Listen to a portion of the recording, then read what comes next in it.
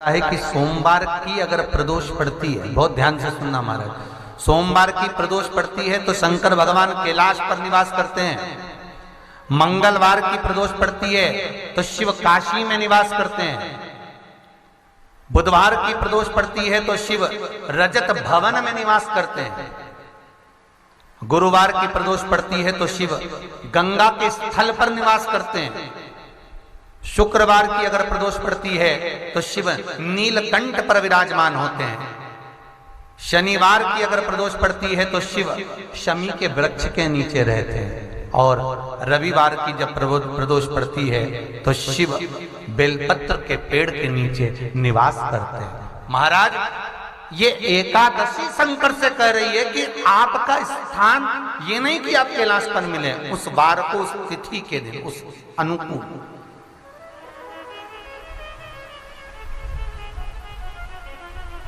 हमारे यहां कहते हैं सोमवार की जो प्रदोष पड़ती है वो इच्छा पूर्ति करती है।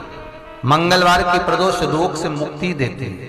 बुधवार की प्रदोष कामना की पूर्ति करती है। गुरुवार की प्रदोष शत्रुओं का नाश करती है। शुक्रवार की प्रदोष सुख और शांति देती है। शनिवार की प्रदोष संतान का सुख देती है। और रविवार की प्रदोष जो काम दुनिया में कोई नहीं कर सकता वो अचूक फल की प्राप्ति रविवार की प्रदोष करा देती है। महाराज, ऐसी प्रदोषों का नियम वर्णन किया चाहिए। भगवान कहते ठीक है, तू थोड़ी देर खड़ी हो। एकादशी सम्मुख खड़ी हुई।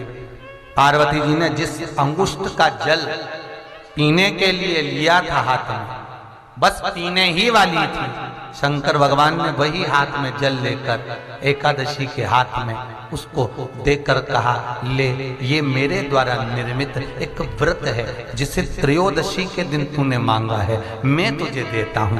आज इस व्रत का फल मैं तुझे प्रदान करता हूं। अब तू जिस जीवात्मा को लेकर जाएगी उसका पाप प्रबल नहीं होगा।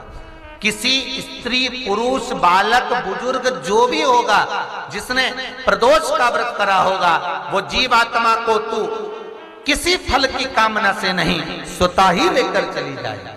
उसमें कोई कामना नहीं है। बन सके जीवन में 11 प्रदोष या 26 प्रदोष करने के बाद आप उसका उद्यापन कर कर विराम भी दे सकते।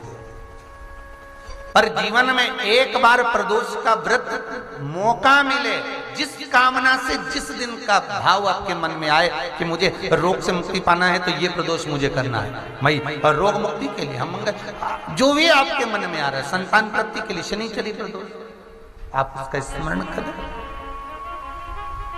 फिर लिखा शिव महापुराण में, बड़ा सुंदर लिखा वेदव्यास जी ने, मान लो आप प्रदोष का व्रत नहीं कर सकते,